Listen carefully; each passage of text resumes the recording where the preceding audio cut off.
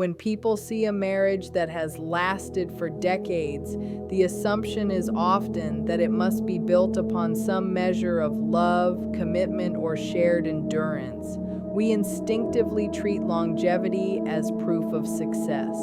But when the marriage involves a narcissist, that assumption becomes dangerously misleading. For them, the union isn't primarily about love or intimacy. It's about the stage. It's about the image they can project to the world. And that image, when polished and maintained over time, becomes a shield that conceals the chaos beneath. Narcissists are acutely aware of appearances. Their sense of self is fragile, and because of that fragility, they rely heavily on external validation. And what greater validation exists in the eyes of society than a long-lasting marriage? To the outside world, a long marriage signals stability, responsibility, even virtue. A narcissist can lean on that perception for decades, ensuring that people see them as someone admirable, someone who can point to their marriage as proof of their normalcy. It becomes a kind of evidence they can weaponize. Look, I've been married for 30 years. How bad could I really be? What's fascinating and tragic is how this dynamic unfolds inside the marriage itself. For the narcissist, the spouse isn't primarily a partner. They're an actor in a production, a necessary prop that sustains the narcissist's carefully curated image. That doesn't mean the narcissist never shows charm or even brief moments of tenderness. Of course they do, otherwise no one would stay. But those moments are almost always strategic, timed to maintain control or to pull the spouse back in when cracks begin to show. The underlying motive is rarely about genuine connection. It's about keeping the stage intact. Here's the deeper problem. If you're the spouse, you might internalize the illusion as well. You may start believing that because the marriage has endured, it must hold some deeper value worth preserving. That's one of the cruelest tricks of narcissistic longevity. It makes endurance look like intimacy. But those are not the same thing. Endurance without mutual respect is not intimacy. Longevity without honesty is not success. This is where psychology meets philosophy. Marriage should be a place where two people confront the chaos of existence together, building trust and refining one another towards something meaningful. That's a noble pursuit. But in the hands of a narcissist, marriage devolves into performance. It becomes a contract of appearances rather than a covenant of truth. And because much of society idolizes appearances, the narcissist often gets away with it. They become, in a sense, untouchable, using the very institution of marriage as camouflage. Think about the psychological mechanics at play here. The narcissist's deepest fear is exposure, so the marriage becomes their fortress. The longer it lasts, the stronger that fortress appears. Meanwhile, the spouse is often left feeling trapped within those walls, silenced, invalidated, and burdened with keeping everything from falling apart.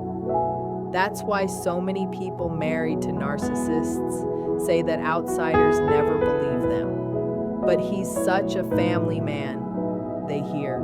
She's been married for so long, she must be wonderful. Longevity blinds people to reality, and the narcissist counts on that blindness. It's vital to recognize that this isn't an indictment of marriage itself. Marriage, when it's authentic, is one of humanity's most profound structures. It anchors people, stabilizes families, and offers a framework for meaning. But when corrupted by narcissism, it becomes hollow, a mask. a theater production in which one partner plays the role of respectable citizen while the other plays the silent supporter holding the illusion together. The hidden truth of a narcissist's long marriage isn't about love at all. It's about appearances. It's about performing stability, not living it. That's why so many people are stunned when the truth eventually comes out, when decades of manipulation and quiet abuse are exposed. The public reaction is disbelief, but they seemed so solid. That's the brilliance of the mask and the tragedy for those living behind it. To understand why these marriages last, you have to look past the surface. You have to ask, is this relationship sustained by truth or is it sustained by performance? That question isn't just essential for recognizing narcissistic dynamics, it's vital for understanding what makes any marriage real. Because a marriage without truth isn't a marriage in the deepest sense, it's a facade. And facades, no matter how polished, eventually crumble. Longevity can look like love, but endurance alone is not intimacy. In a narcissistic marriage, time isn't the proof of connection, it's the mask that hides its absence. If the narcissist uses marriage as a stage, then the other half of the equation is the silent compromise of the spouse.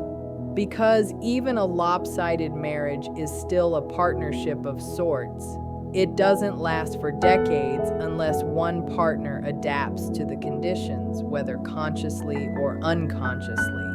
This is one of the most hidden truths behind the longevity of such unions.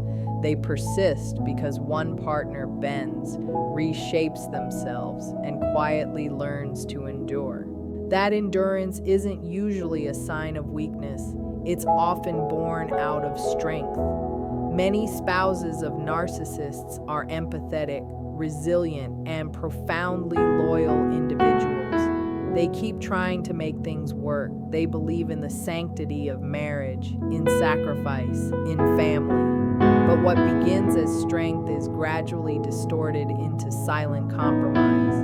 The narcissist exploits those virtues, twisting loyalty into servitude and empathy into self-erasure. Over time, the spouse learns that the only way to maintain some semblance of peace is to yield ground, to keep their opinions muted, to allow the narcissist to dominate every space. While this may keep the marriage looking stable on the surface, it comes at an enormous psychological cost. The silence becomes habitual. When every attempt at self-expression is met with ridicule, dismissal, or rage, you begin to retreat inward. You start measuring every word before speaking until eventually you stop speaking your truth altogether. The compromise becomes total. You learn to suppress parts of yourself just to keep the peace.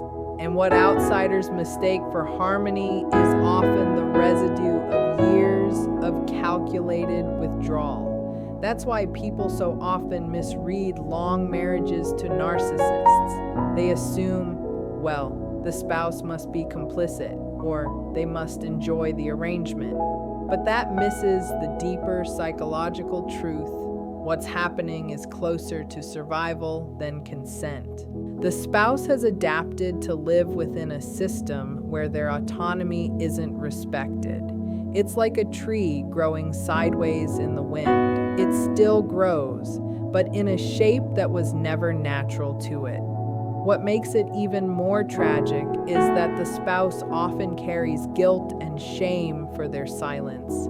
They wonder, why didn't I leave sooner? Why did I tolerate this? But they fail to see that the very qualities that made them vulnerable, their loyalty, their responsibility, their empathy, are also their greatest virtues. The narcissist twisted those virtues into chains. That's the hidden compromise. It's not about weakness, it's about the misdirection of strength. Philosophically, this raises the problem of misplaced virtue. Loyalty without boundaries isn't loyalty, it's enslavement. Compassion without discernment isn't compassion, it's exploitation. The narcissist knows this instinctively, even if not consciously. They depend on their spouse's unwillingness to betray values like family unity and sacrifice. Thus, the marriage endures not because it's strong, but because one partner keeps sacrificing more and more of themselves to sustain it. And what does that mean for the spouse's inner life? It means decades of quiet loneliness. It means carrying the burden of a relationship that doesn't nurture them. It means, in some cases, forgetting who they were before the compromises began. That's perhaps the saddest secret of all. To keep the marriage alive, the spouse often lets pieces of themselves die. Yet it's also essential to see that this silence, while tragic, doesn't have to be permanent. If the person decides to reclaim their voice, the fact that they've endured so much proves their resilience. And resilience, when paired with clarity, becomes transformation. That's why when some people finally leave these marriages or begin to speak within them, they rediscover an astonishing vitality. They realize that the endurance they once used for survival can now be redirected toward growth. Until that awakening, though, the compromise remains hidden, unspoken, and misunderstood by those who see only the exterior. To the world, it appears to be a long, stable marriage. Inside, it feels like slow erosion. The narcissist depends on that erosion being invisible because silence is the soil in which their control grows. A narcissist's long marriage survives not because of mutual strength, but because one partner continually trades parts of themselves for the illusion of peace. And that hidden compromise is the true cost of endurance. When you look closer at why these marriages last, beyond the mask of appearances and the spouse's silent endurance, you begin to notice a more technical structure at work. The economy of control and dependence. A long marriage to a narcissist doesn't survive by accident. It persists because the narcissist engineers a balance of power that keeps the other person emotionally tethered, and that tether can take countless subtle forms: emotional, financial, psychological, all working together to preserve the illusion that the marriage is unbreakable. Financial dependence, emotional entanglement, social isolation, even moral obligation. The structure may vary from relationship to relationship, but the principle remains the same. The narcissist dominates, and the spouse becomes dependent. This isn't dependence in the healthy or balanced sense. In a genuine marriage, there exists a kind of mutual reliance, each person leaning on the other, each one vulnerable to the other's strength and care. But when one partner is a narcissist, that mutuality collapses. Dependence becomes one-sided. The narcissist demands control, and the spouse slowly learns that survival within the relationship means leaning on the very person who destabilizes them. It's a corrosive kind of stability, one that wears away at the self over time. Take finances as an example. Many narcissists position themselves as the primary provider, the one who holds the power of economic security. They encourage, or sometimes outright insist, that their spouse not work or at the very least never achieve independence. At first, this can look caring, even traditional. I'll take care of everything. But over time, that arrangement hardens into a trap. If you have no financial autonomy, if your entire livelihood depends on someone who also undermines your sense of worth, leaving becomes almost unthinkable. The economic reality locks you into place, turning security into captivity. But financial dependence is only one layer of this intricate system. There's also emotional dependence. Narcissists have a way of alternating between cruelty and affection, withdrawal and attention. This creates a psychological addiction that can be as powerful as any chemical one. The spouse learns to endure the cruelty for the sake of the rare moments of warmth. It's similar to how people become addicted to gambling. The win is rare, but when it comes, it floods you with relief. That fleeting relief keeps you hooked.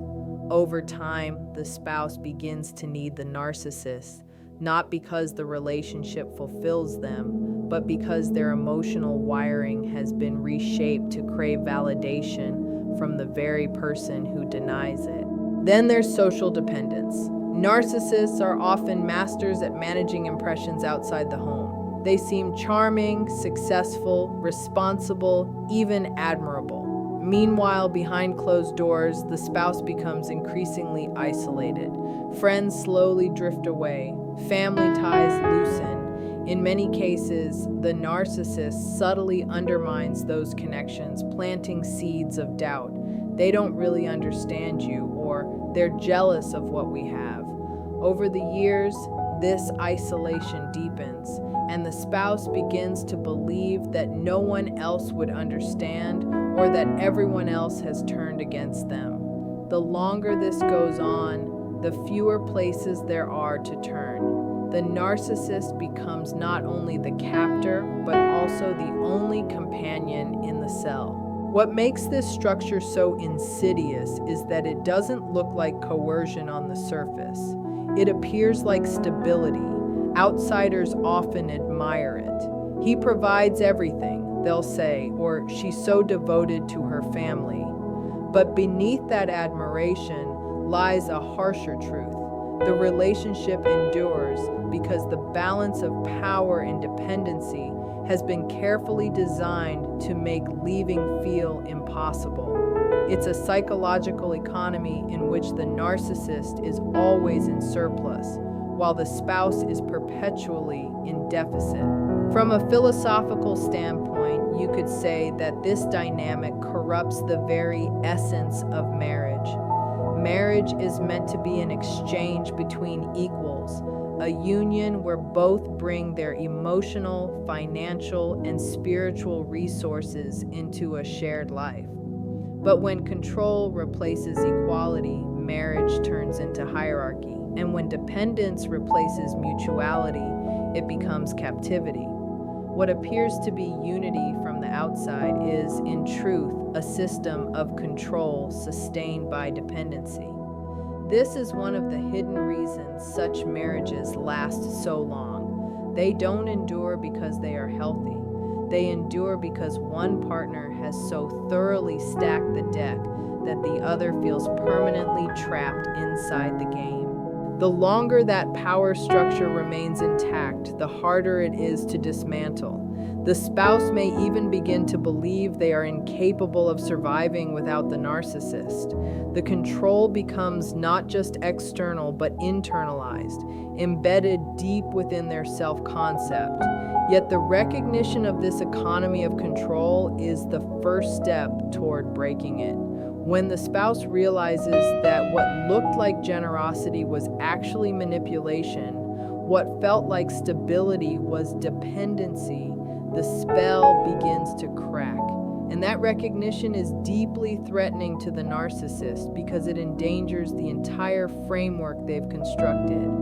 A narcissist's long marriage endures not because it thrives, but because control has been cleverly disguised as security, and dependence has been mistaken for devotion. Only by naming that truth does freedom become imaginable. One of the most perplexing aspects of a long-term marriage with a narcissist is how it can survive despite years of volatility. Outsiders often ask, why didn't it collapse? How could anyone stay through that? The answer lies in the cyclical nature of the relationship, the pattern of abuse followed by reconciliation, cruelty followed by charm, distance, followed by sudden affection. It's this very cycle that binds the marriage together. Not love in any genuine sense, but a psychological rhythm that keeps the spouse emotionally ensnared. Narcissists don't move in straight lines, they move in loops. The cruelty isn't constant, because constant cruelty would drive most people away. Instead, it arrives in waves. There are periods of coldness, indifference, criticism, sometimes outright hostility. These moments cut deeply, creating confusion, pain, and despair in the spouse. But just when things become unbearable, the narcissist shifts. They soften, show warmth, maybe even tenderness. They say the right words, offer small gestures of affection, or appear suddenly remorseful. It's the stark contrast between these two states that keeps the cycle alive. Psychologists call this pattern intermittent reinforcement, the same principle that underlies addiction. You don't win every time. In fact, most of the time, you lose.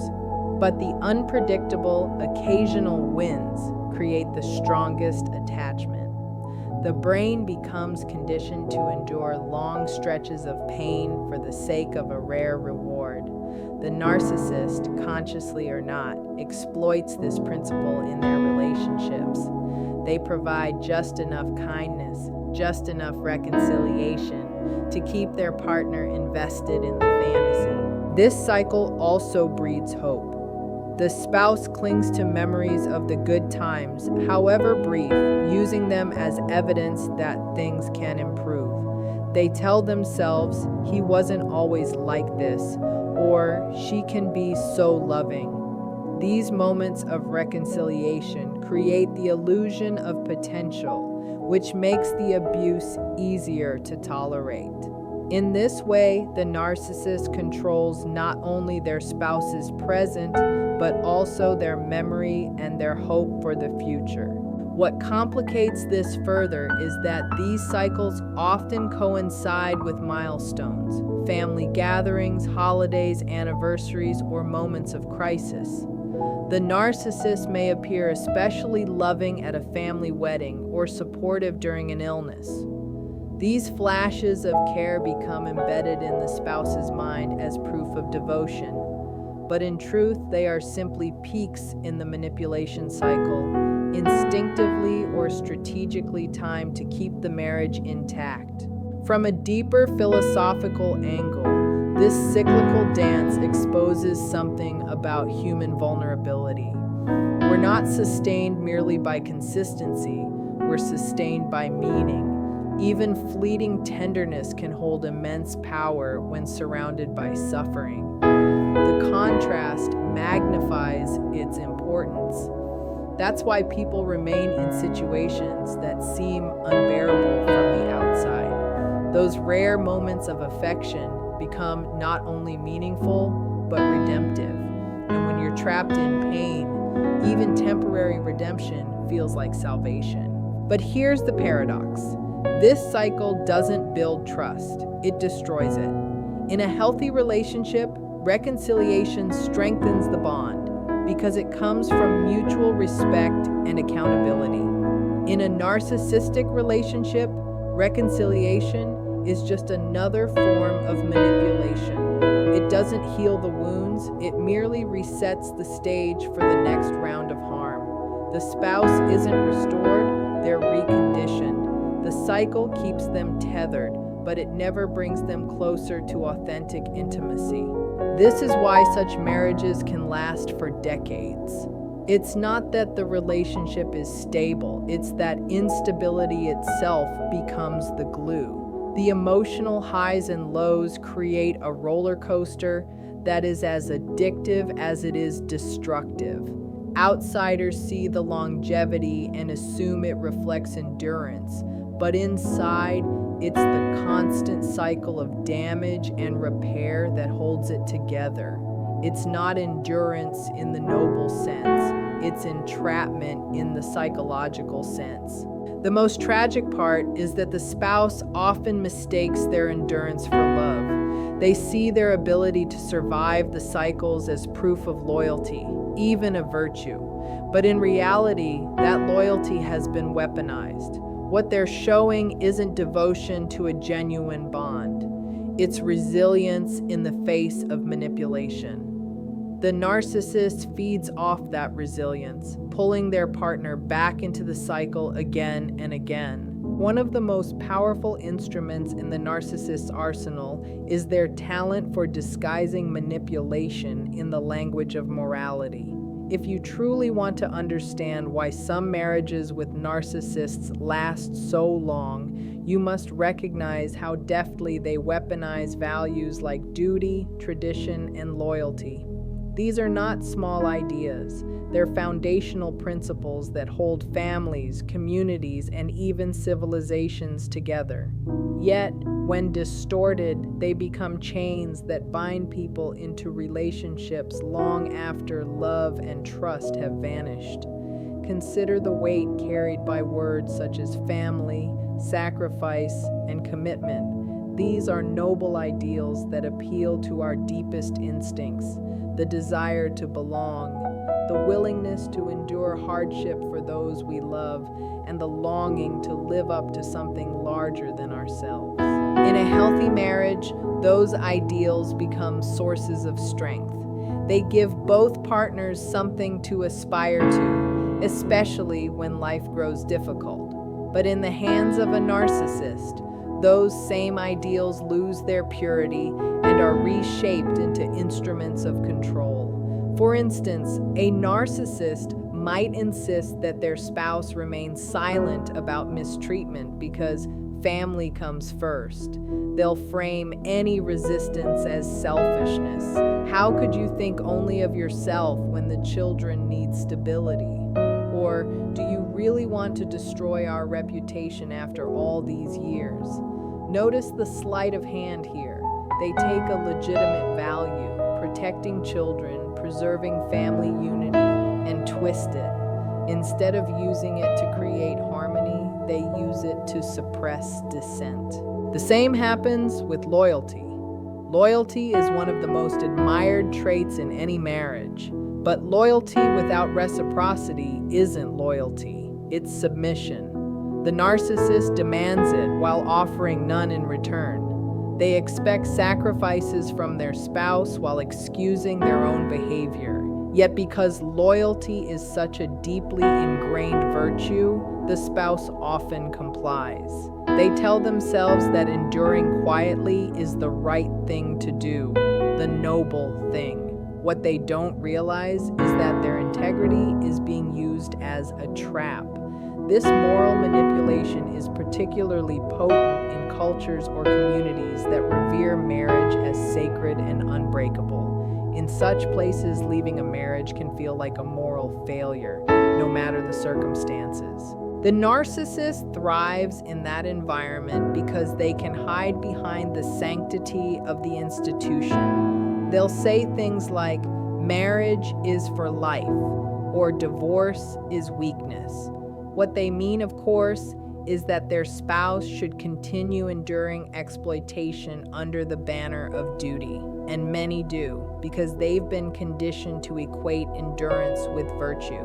But endurance without truth isn't virtue, it's distortion. This is where the philosophical dimension becomes apparent. True morality always aims at the good, at honesty, justice, and responsibility. When values like loyalty and sacrifice become detached from truth, they cease to be moral. They transform into instruments of control. The narcissist doesn't care about the deeper purpose of these values. They care only about how they can twist them to maintain dominance. What's most tragic is that the spouse often internalizes this distorted moral system. They may begin to believe that speaking up is wrong or that leaving is a betrayal of their principles. In reality, the betrayal already occurred the moment the narcissist turned the marriage into a performance rather than a partnership. But the spouse, bound by duty, remains silent. They become complicit not from weakness, but because their conscience has been hijacked. And that is why the marriage endures. Not because it's loving or healthy, but because morality itself has been weaponized. The spouse isn't merely fighting the narcissist's actions, they're fighting their own conscience, their own values, which have been turned against them. That is an extraordinarily powerful form of control, far more enduring than fear or anger. Yet here lies the crucial insight. The values the narcissist twists are not inherently corrupt. Loyalty, sacrifice, and duty are beautiful things, but only when tethered to truth. Once they're severed from it, they become shackles. When reconnected to truth, however, they become liberating. To say no to exploitation is not disloyalty. It is loyalty to reality itself. Refusing silence is not selfishness. It's the highest expression of duty because it protects what is real and good. So when we ask how a narcissist's marriage can last for decades, one answer is this: they bind their partner not only through fear or dependency, but through morality itself. Until the spouse reclaims the right to interpret those values honestly, the chains remain unbroken. A narcissist sustains a long marriage by twisting duty into bondage. But real loyalty isn't the silence that keeps illusions alive. It's the courage to align sacrifice with truth. If there's one element that ties all of this together, the admiration, the fear, the manipulation, and the dependency, it's the narrative the narcissist constructs about the marriage itself. They don't simply exist within the relationship. They curate it, stage manage it, and project it outward as though it were a kind of theater production. And everyone watching is meant to believe the show. The neighbors, extended family, colleagues, even the children, all become part of the audience. The narcissist is always the star of the story. The brilliance of this performance lies in its duality. On the surface, it appears immaculate. Stability, accomplishment, perseverance. The narcissist knows precisely how to dress the part, how to smile at the right times, how to charm others effortlessly. They create the illusion of the perfect couple, graceful, composed, admirable. But beneath that polished exterior, the reality is far more chaotic, often painful, and sometimes deeply destructive.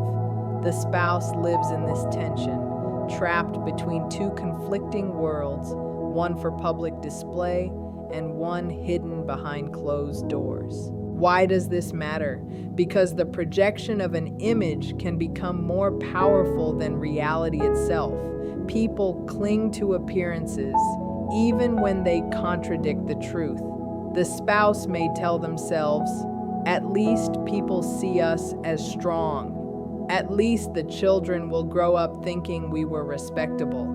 And so they stay, because the illusion of normalcy becomes a kind of refuge, even if it's only a facade. This isn't a minor point. In fact, many long-lasting marriages, especially those that seem pristine from the outside but hollow within, endure not through love or duty alone, but through the sheer inertia of this performance. To walk away wouldn't only mean ending a relationship, it would mean dismantling a myth carefully crafted over decades, and that's terrifying.